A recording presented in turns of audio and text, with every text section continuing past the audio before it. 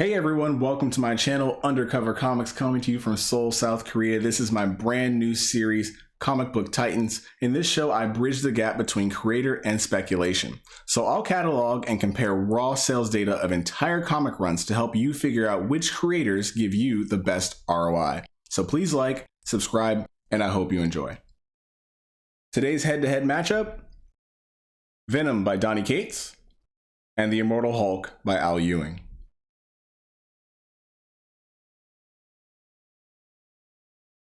Okay, so before we get started, let's go over some do's and don'ts. Number one, I will compare creators of various genres. However, I will not compare a young gun writer to a blue chip writer, simply because speculation money and comic book sales typically gravitate towards blue chip writers. Number two, I will compare writers to writers, but I will not compare an artist to a writer, simply because artists do not stick around for entire comic book runs. In The Immortal Hulk and Venom, we had over 10 comic book artists, but we only had 2 comic book writers. Number three, I will compare sales data of similar comic runs. I will not compare many issues to ongoing projects. Number four, I will include all cover A sales data. However, I will not include previews, ash cans, variants, or store exclusives, simply because it's too chaotic and identifying sales data can be very difficult. Number five, I will compare sales data of raw comics only. I will not compare sales data of graded comics. There is a premium for certain services, and that can skew the sales data. It's also worth noting that I'm only using the sales data that's available to me today. Now, the Key Collector app is not exhaustive, but it is comprehensive, and it does help me achieve my goals. So without further ado, let's get started. Okay, so here's the scorecard at a glance. Round number 1 goes to the highest single issue ROI. Round number 2 goes to the highest first arc ROI. This is issues number 1 through 6. Now, I am aware that the Immortal Hulk had a 25 issue first arc. However, for this channel, this is simply unsustainable, and we're just going to stick to the standard comic book issue arc, which is issues number 1 through 6. Round number 3 goes to the highest second arc ROI, which is issues number 7 through 12. Round number 4 goes to the highest last 5 issue ROI. Round number 5 goes to the average ROI over the entire comic book run. Round number 6 goes to the greatest number of keys within a run. And round number 7 goes to the average key ROI.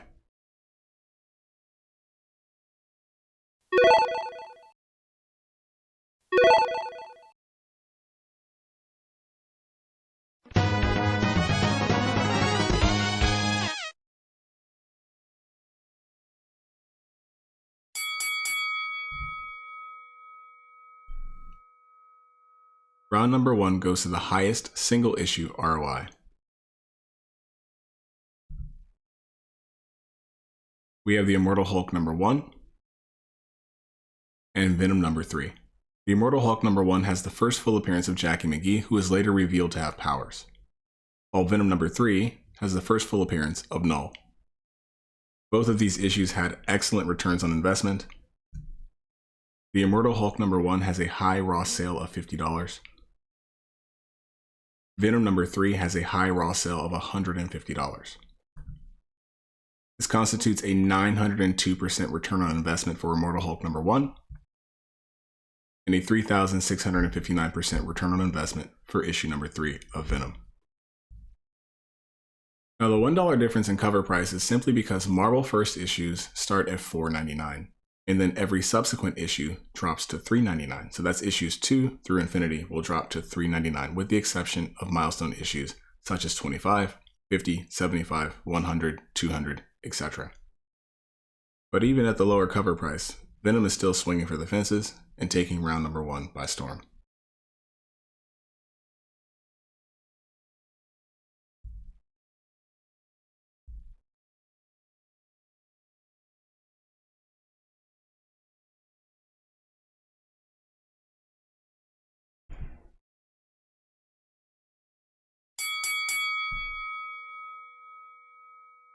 Okay, so round number 2 goes to the highest first arc ROI.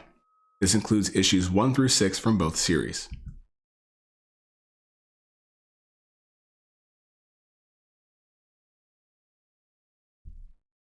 The Immortal Hulk number 1 has the first appearance of Jackie McGee, who's revealed to have powers. The Immortal Hulk number 2 has the first full appearance of Dr. Fry. Venom number 1 has the first full appearance of the Grundle, and Venom number 3 has the first full appearance of Null. I also believe there's a second full appearance of Null in issue number 5. If you bought either of these series, then you have a fantastic return on investment. You should be very happy with your purchases. But here are the numbers.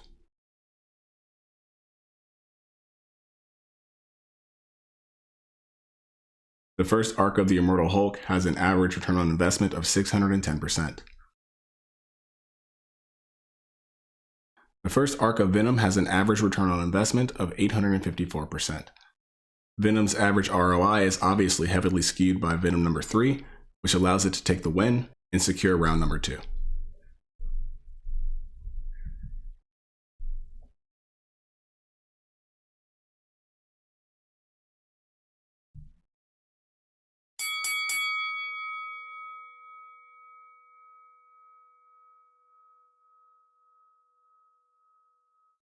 Okay, so round 3 goes to the highest second arc return on investment. This is issues number 7 through 12 of both series.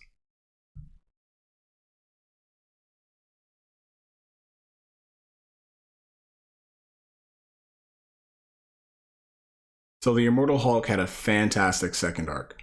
Issue number 7 starts off with the Avengers. Issue number 8, the Immortal Hulk is able to reassemble himself after being dismembered. Issue number 9 is the first appearance of the third Red Hulk, Victor Cree, the Absorbing Man. Issue number 10 is the first cover appearance of the Green Door.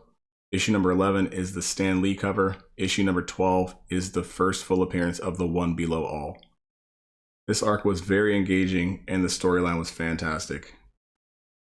So the second arc of Venom was the Dylan Brock storyline. So this entire arc was about Dylan and Dylan's introduction into the Venom universe. So issue number 7 was his cameo appearance, issue number 9 was his first full appearance, and issue number 11 was his reveal as Eddie Brock's son. The second arc of the Immortal Hulk constitutes a 480% return on investment.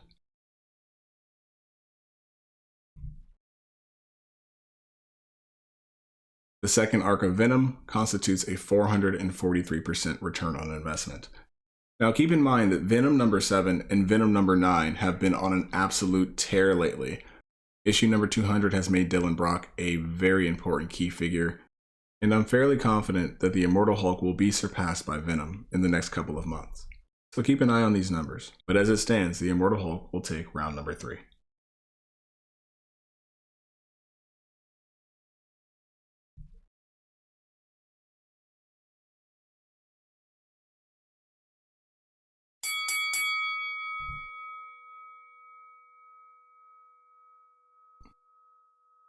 Okay, so round 4 goes to the highest last 5 issue ROI.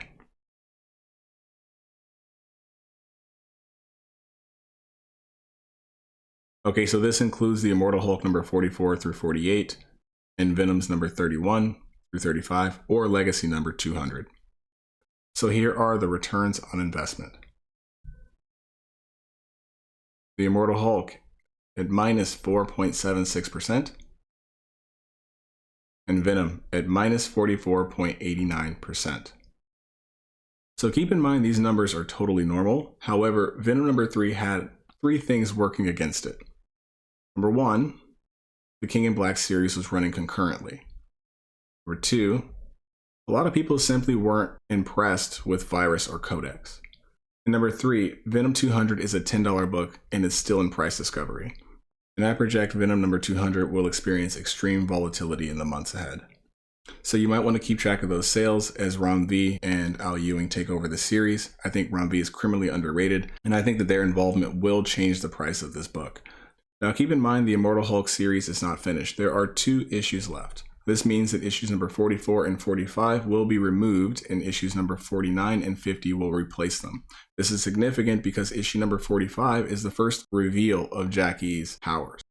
That's currently a $12 book and that will be removed from the list. However, if issues number 49 and 50 just retain cover price, that means that this will experience a minus 24% return on investment, which will still edge out Venom's final 5 issues. So in either case, as it stands, the Immortal Hulk still takes this round.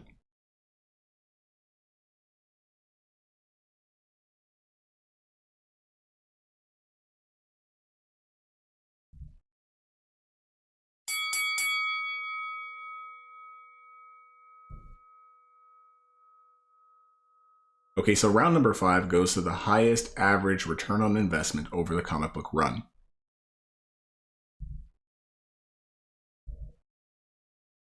Currently, the Immortal Hulk is 48 issues long, and if you purchased all 48 issues, your average return on investment is 113%.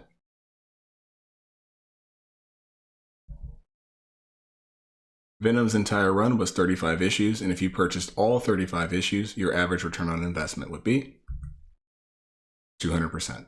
As you can see, there are no losers here, but Venom does edge out the Immortal Hulk and puts Donny Cates back in control of the contest.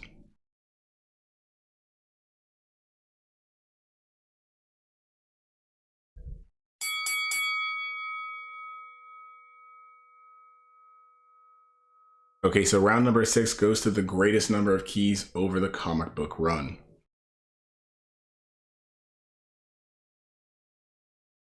The Immortal Hulk had 29 keys out of a 50-issue series,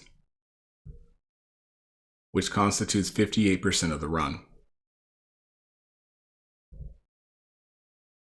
Venom had 20 keys out of 35 issues, which constitutes 57.1%.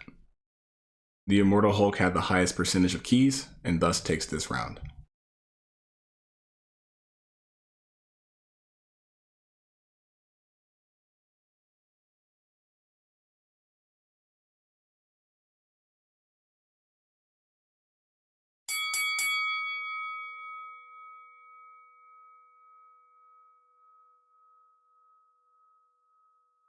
Okay, so we're here at round number 7, and if you've made it this far and you found anything valuable out of this content, please give me a like and subscribe. Round number 7 goes to the average key ROI. If you manage to obtain all the keys over the course of these runs, what would be your average return on investment?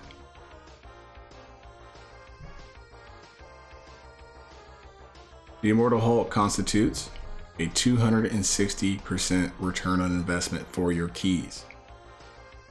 Venom constitutes a 431% return on investment for each of your keys. Venom once again knocking it out of the park. These numbers are obviously heavily skewed by issue number 7 and issue number 9's recent pumps. These prices will change over time, guys, but do keep in mind that any of you guys bought any of these series, you are an absolute winner. There are no losers here.